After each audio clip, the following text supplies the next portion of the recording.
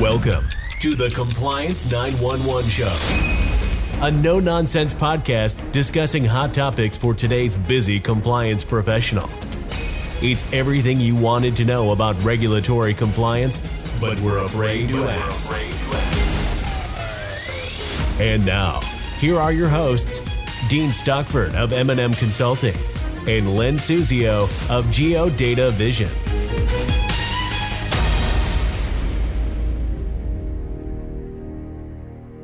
Dean, a few weeks ago, you enlightened us to some recent changes in the CFPB exam manual with regard to UDAP. So what interesting topic do you have to bring to the table today? Hi, Len. It's great to see you. Lately, it seems like we've had a lot of constant wave of changes, proposals, interpretations. When I discussed UDAP a few weeks ago, we highlighted that the Consumer Financial Protection Bureau conflated two statutory concepts, those being unfairness and discrimination, by announcing it would begin examining financial institutions for alleged discriminatory conduct that it deemed to be unfair under its UDAP authority. The Consumer Financial Protection Bureau actually revised its exam manual to reflect its new view that unfairness can be applied to alleged discriminatory practices. When you take this new stance of the CFPB and the uptick in enforcement for fair lending, I think everyone should have a heightened awareness for fair lending. So I'm going to spend some time on this topic today. Well, it does sound like an excellent topic, and I agree we have a lot coming at us. I spoke at length about the CRA NPR and the proposed changes with that. So I guess we could say there's a common thread with all these changes. What do you think, Dean? Yeah, I agree. I mean, there is a common thread, and discrimination appears to be at the forefront with political polarization in this country and all the talk about inequities, unfairness, discrimination, etc. We can only expect the regulatory environment for fair lending to get even tougher. So can you talk about what you are seeing on the fair lending front as opposed to what we may be hearing and seeing? Yeah, absolutely. In my experience, we've seen a myriad of red flags in fair lending. However, redlining stands out. As defined according to the interagency fair lending examination procedures, when an institution provides unequal access to credit or unequal terms of credit because of race, color, national origin, or other prohibited characteristics of the residents of the area in which the credit seeker resides or will reside, or which the residential property to be mortgaged is located. The Department of Justice recently announced a redlining initiative, and they were joined by the Consumer Financial Protection Bureau and the OCC, which puts fair lending enforcement at the top of the priority list. So we must be prepared and be ready for our fair lending exam. So, Dean, is this new initiative different from traditional redlining risk? Yeah, another great question. While traditional redlining remains a focus, it is noteworthy that the Consumer Financial Protection Bureau Director Rohit Chopra is announcing a more traditional redlining enforcement matter, warned that the Consumer Financial Protection Bureau will be closely watching for digital redlining that is disguised through so-called neutral algorithms that may reinforce the bias that have long existed. Chopra noted that the modern day redlining, in which using algorithms to make lending and advertising decisions, may result in discrimination. So here we go again with technology. And those types of algorithms that they're looking at are pretty interesting. So fintech companies and other lenders often use those algorithms or proprietary algorithms in their underwriting of their loans. Although lawmakers have acknowledged that some fintech products have the potential to expand access to the financial services for underserved populations, they did express concerns and in their view that the products also create opportunities for discrimination. A recent study found that by increasing competition in the lending market and making it easier to apply for mortgage, algorithmic say that three times fast again. Yeah, algorithmic lending appeared to reduce the likelihood that the loan applications of borrowers of color would be rejected, thus reducing discrimination in the lender's decision-making processes to accept or reject potential borrowers. However, the study also found that the face-to-face and fintech lenders both charged Latino and African American borrowers interest rates 6 to 9 basis points higher than they charge comparable white or Asian ethnicity borrowers, almost identical to the interest rate premium that minority borrowers face with traditional underwriting. In other words, lawmakers claim that the algorithms used by fintech lenders are discriminatory as loan officers. The letter includes an estimate by the researchers that Latino and African American borrowers are paying between 250 to 500 million extra per year in mortgage interest. While these results are mixed, this is not an acceptable outcome, as you can imagine. I suppose an argument can be made that this is a form of reverse redlining as well, which is where they specifically target neighborhoods and actually charge them more based on any of the prohibited basis. So not only are we talking about redlining, Len, we're also talking in a sense about reverse redlining and targeting of individuals. Wow, it's not only interesting, I think it's somewhat ironic. I completely agree about the reverse redlining risk. So, Dean, given this situation, how do institutions avoid or limit the potential for redlining risk? What Yeah, recommendations do you have? yeah, no, another excellent question. And to identify and mitigate potential redlinings, institutions need to do a few things. They need to understand their market area and the demographics of that geography within that area. And for CRA, in a lot of cases, they call that the performance context. Here we are talking Hmm. about fair lending and defining your market, and understanding your market, and looking at your peers and doing some level of comparison. Also, evaluate the methods by which your institution obtains your loan applications, including any marketing or outreach efforts and branches. I mean, recently we've seen issues relative to marketing and target marketing of specific markets themselves by avoiding other areas, which, as you know, from a fair lending perspective, can be problematic. Also, assess the lending performance within the market area, and don't just compare your performance to yourself. And here we go again with performance context. Compare to your peers. I think that's important. I mean, if you're generating, one loan in a particular area, and your peers are generating 50 loans in a particular area, you better be prepared to address that. So, a market area is generally where the institution markets for credit and where it plans to conduct their business. And the examiners will evaluate the financial institution's redlining risk using what is referred to as the REMA, or the reasonably expected market area.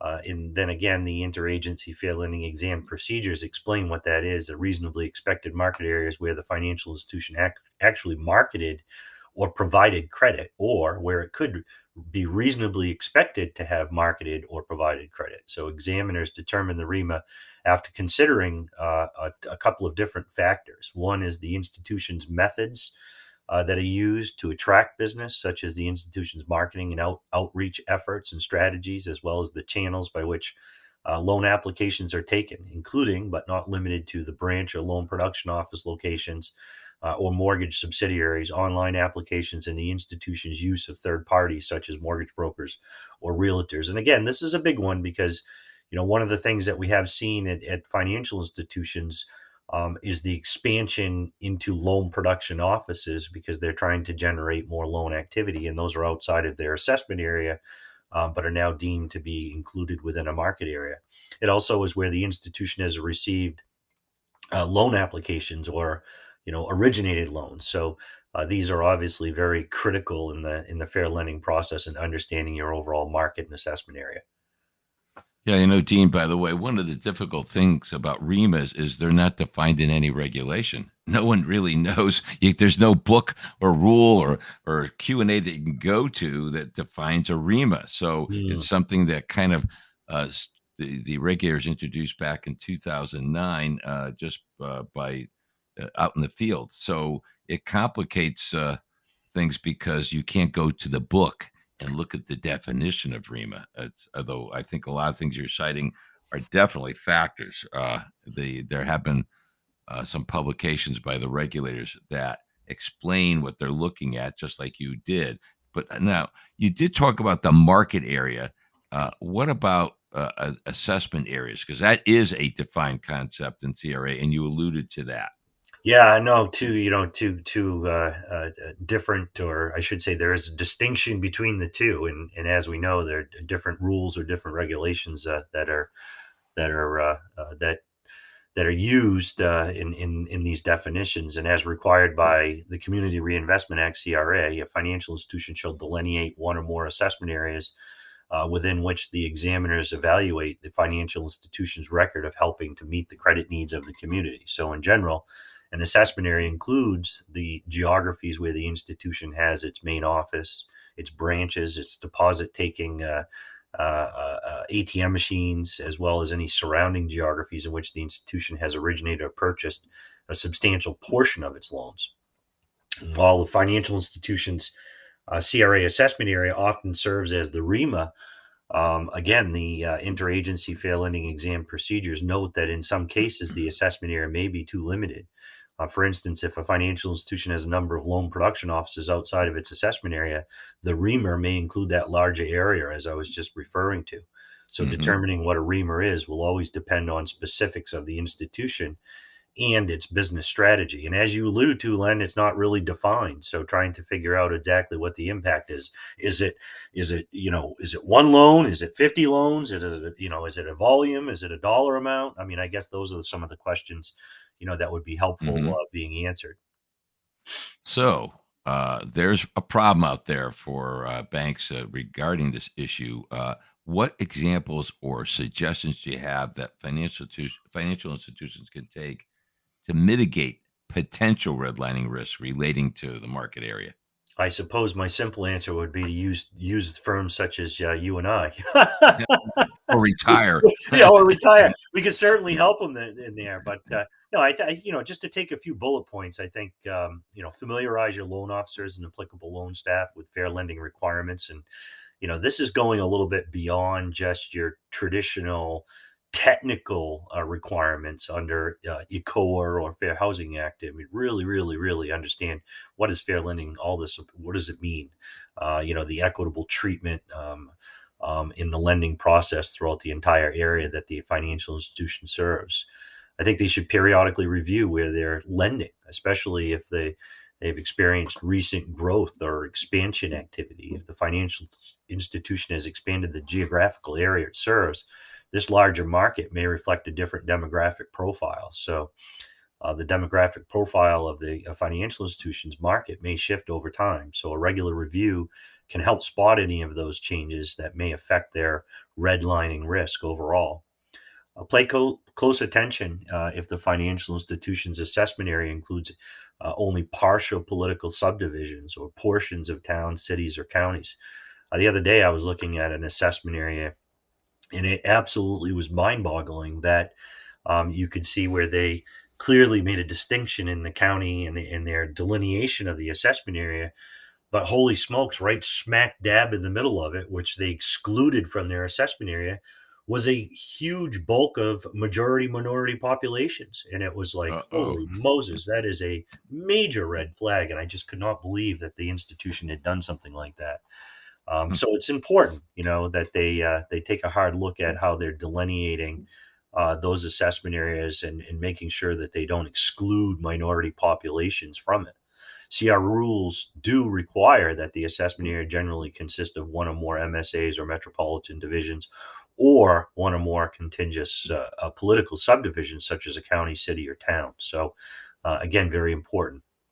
And then, I can't dismiss or move on without addressing at least marketing and outreach efforts, because that's where, again, we've seen issues in marketing and outreach in what we call target marketing. So they should develop measurable standards for marketing, advertising, and any of their outreach strategies, and periodically assess the results to evaluate the success of these strategies in reaching different demographic populations, either within their market or assessment area.